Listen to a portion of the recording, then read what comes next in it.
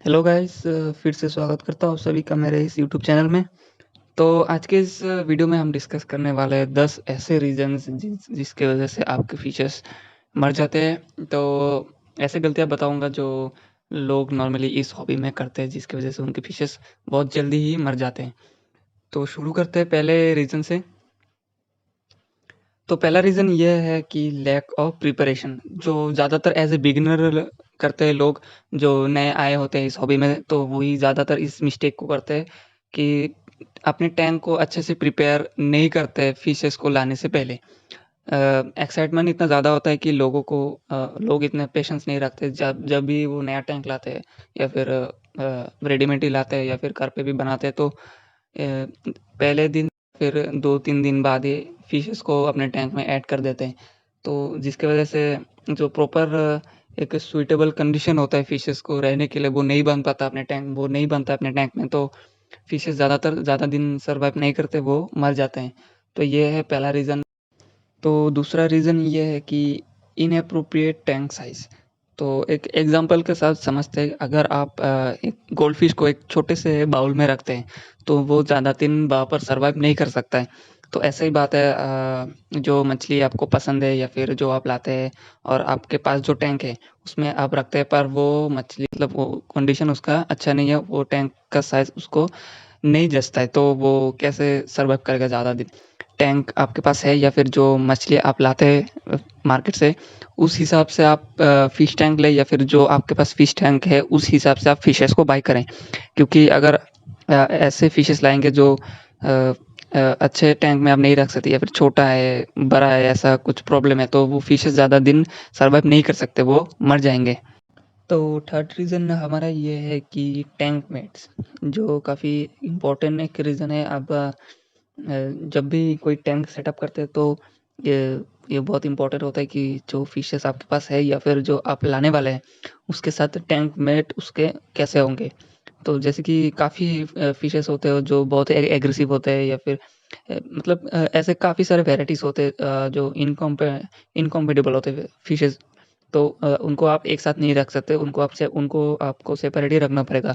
तो जब फिश के टैंक में अच्छे नहीं होते, तो फिशेस को काफ़ी प्रॉब्लम होता है रहने में, काफ़ी स्ट्रेस होता है, प्रॉब्लम होता है। तो इस केस में फिशेस ज़्यादा दिन सर्वाइव नहीं करते।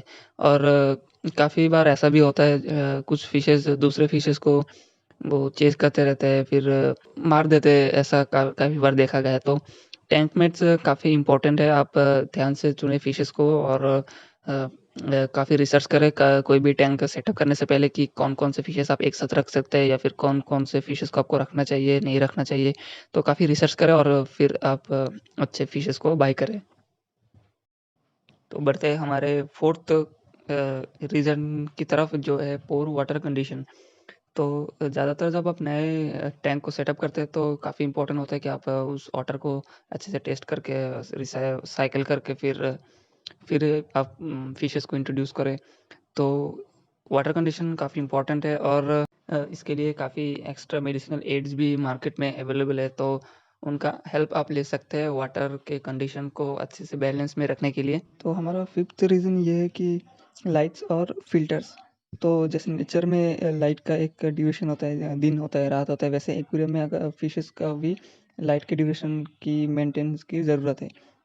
काफ़ी बार जो बिगिनर है उनको नहीं पता होता, और वो 24 आवर्स अपने एक्वेरियम के लाइट को ऑन रखते हैं, तो इस केस में फिशेस को काफ़ी प्रॉब्लम होता है, क्योंकि उनको भी रेस्ट की ज़रूरत होता है।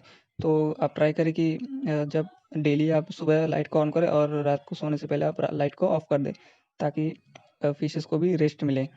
तो ये तो हो गई लाइट के बारे में। और फ़िल्टर का ऐसा है, फ़िल्टर को अच्छे से मेंटेन ना करना। तो फ़िल्टर आप ट्राई करें कि वीकली आप उसे मेंटेन करें या क्लीन करें, जो भी फ़िल्टर आप यूज़ करते हैं, स्पॉन्ज फ़िल्टर हो गया, टॉप फ़िल्टर हो गया, या फिर हैंग ऑन बैक फ़िल्टर हो गया। तो आप उसे ट्राई करें कि आप उसे अच्छे से क्लीन करके फिर उसे एक्वेरियम में डालें। क्योंकि अगर आप फ़िल्टर को मेंटेन नहीं करेंगे, तो अल्टीमेटली आपका टैंक का जो वाटर कंडीशन है वो भी ख़राब होगा। तो इस केस में वाटर कंडीशन ख़राब होगा तो फिशेस को तो वो अफेक्ट करेगा ही।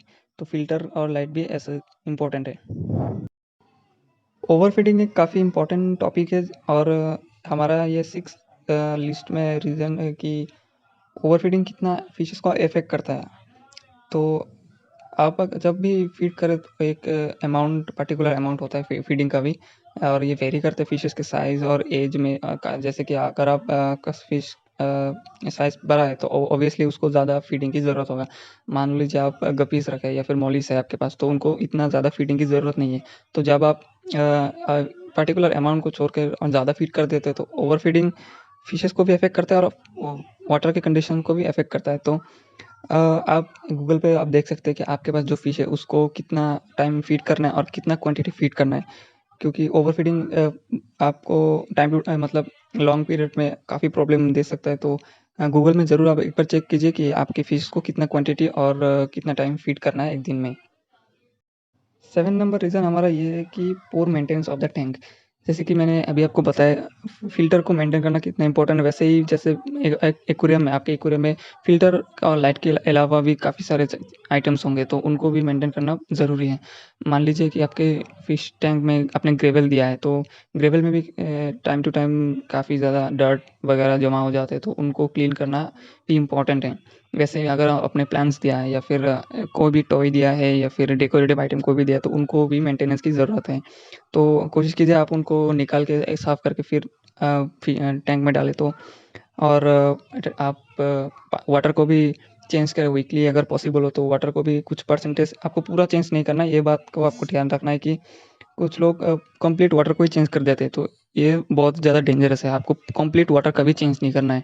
कुछ परसेंटेज आपको चेंज करते रहना है, ताकि जो वो बैलेंस है वाटर का वो भी बना रहे और कंडीशन भी वाटर का अच्छा रहे। तो डेकोरेटिव आइटम्स जो भी आइटम्स हैं उनको मेंटेन करना और वाटर को मेंटेन करना भी बहुत ज़रूरी है। अगला रीज़न हमारा 8 नंबर का ये है कि डिज़ीज़। तो जैसे कि लिविंग थिंग ऑब्वियसली, तो डिज़ीज़ के चांसेस भी बहुत ज़्यादा है। और ऐसा नहीं कि आपके टैंक में आकर ही किसी फ़िश बीमार पड़ जाए। ऐसा भी हो सकता है कि जब आप फ़िश को बाय करें पेट शॉप में, तब भी वो अफ़ेक्टेड हो किसी तरह के डिज़ीज़ से। और ऐसा भी हो सकता है कि आपके टैंक में जो फ़िशेज़ है वो हेल्दी है और आप कोई नए फ़िशेज़ को लेके आए और उनमें कुछ डिज़ीज़ पहले से था। तो ऐसे जब वो भी आएँगे आपके टैंक में, तो हो सकता है जो ऑलरेडी आपके हेल्दी फ़िशेज़ हैं उनको भी अफ़ेक्ट करें। तो कोशिश करें अगर आपका दूसरा कोई छोटा टैंक हो उसमें आप पहले उनको क्वारंटाइन करें कुछ दिन, और उसके बाद आपको मेन टैंक में आप फ़िशेज़ को इंट्रोड्यूस करना है। तो डिज़ीज़ के लिए काफ़ी सारे मेडिसिन जो है आपको ऑनलाइन और ऑफ़लाइन दोनों में मिल जाएँगे। तो जैसे कि जो प्रॉब्लम आपको दिख रहा है कि आपकी फ़िशेज़ में, वैसे आप सर्च कीजिए इंटरनेट में और उनके सॉल्यूशन जैसे आपको मिले तो वो आप ऑफ़लाइन या फिर ऑनलाइन दोनों से आप मेडिसिन को बाय करके वैसे आप ट्रीटमेंट कर सकते हैं। बढ़ते हैं 9th नंबर की रीज़न पे, और वो है स्ट्रेस। तो देखिए स्ट्रेस का काफ़ी सारे रीज़न हो सकते हैं, जैसे कि टैंक मेट्स का अ, इनकम्पेटिबल टैंक मेट्स, या फिर वाटर कंडीशन का प्रॉब्लम, या फिर लाइट का प्रॉब्लम हो गया। तो काफ़ी सारे प्रॉब्लम हो सकते हैं जब आपके फ़िश स्ट्रेस में आ जाते हैं।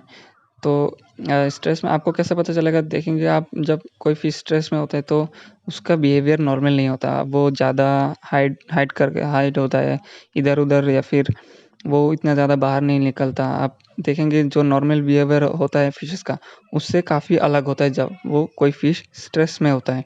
तो ऐसे आप देख सकते हैं, पहचान सकते हैं कि कोई फ़िश अगर स्ट्रेस में है। तो अगर आपको लगे कि कोई फ़िश स्ट्रेस में है तो अगर कोशिश कीजिए कि वाटर की कंडीशन एक बार टेस्ट कर लें। फिर जो आपने अंदर जो भी आइटम्स दिया है, प्लांट्स दिया है या फिर डेकोरेटिव आइटम्स दिया, उनको थोड़ा रीअरेंज कीजिए कि हो सकता है उनको टेरिटरी में कोई प्रॉब्लम है, या फिर आप थोड़ा देखिए कि टैंक में आपका कोई उनके साथ कोई चेज़ तो नहीं कर रहा है, या फिर वो फाइट तो नहीं हो रहा है दूसरे फ़िशेज़ के साथ। तो ऐसे आप आइडेंटिफ़ाई कर सकते हैं कि कोई फ़िश स्ट्रेस में है या फिर नहीं। तो हमारा जो लास्ट रीज़न है वो ऐसा है कि देखिए, अगर कोई लिविंग थिंग है तो वो तो एक ना एक दिन उसे मरना ही है। तो ये तो किसी के हाथ में नहीं। वो तो अगर आपके पास है भी कोई फ़िश 2-3 साल, 4 साल, 5 साल है, तो फिर भी उसे तो एक ना एक दिन मरना ही है। तो वो तो हमारे हाथ में नहीं हो सकता, नेचुरल चीज़ों को तो एक ना एक दिन जाना ही है।